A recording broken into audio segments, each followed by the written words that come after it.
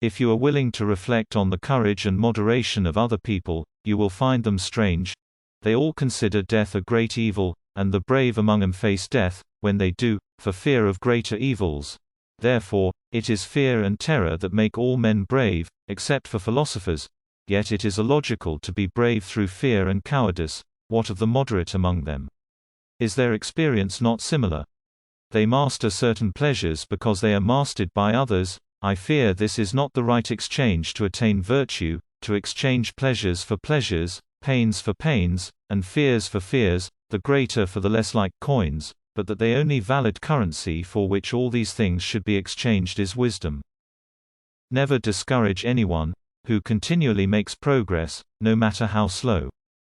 Death is not the worst that can happen to men. Desires are only the lack of something, and those who have the greatest desires are in a worse condition than those who have none, or very slight ones. If women are expected to do the same work as men, we must teach them the same things. Ignorance, the root and the stem of every evil. Laws are partly formed for the sake of good men, in order to instruct them how they may live on friendly terms with one another, and partly for the sake of those who refuse to be instructed, whose spirit cannot be subdued, or softened, or hindered from plunging into evil. Man is a tame or civilized animal.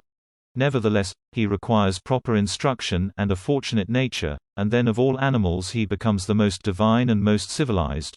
But if he be insufficiently or ill-educated, he is the most savage of earthly creatures. No human thing is of serious importance. There is no such thing as a lover's oath. Anyone who has common sense will remember that the bewilderments of the eyes are of two kinds, and arise from two causes, either from coming out of the light or from going into the light, which is true of the mind's eye, quite as much as of the bodily eye. Thinking is the talking of the soul with itself. No evil can happen to a good man, either in life or after death.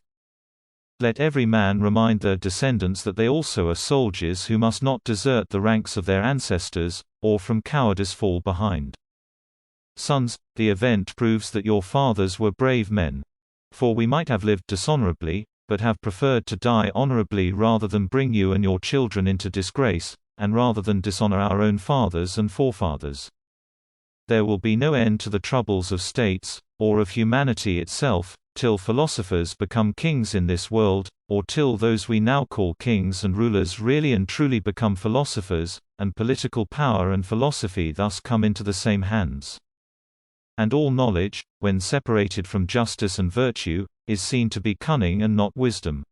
Wherefore make this your first and last and constant and all-absorbing aim, to exceed, if possible, not only us but all your ancestors in virtue.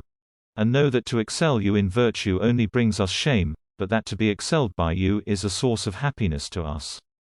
You know that the beginning is the most important part of any work, especially in the case of a young and tender thing, for that is the time at which the character is being formed and the desired impression is more readily taken. Shall we just carelessly allow children to hear any casual tales which may be devised by casual persons, and to receive into their minds ideas for the most part the very opposite of those which we should wish them to have when they are grown up? Poetry is nearer to vital truth than history. The direction in which education starts a man will determine his future life.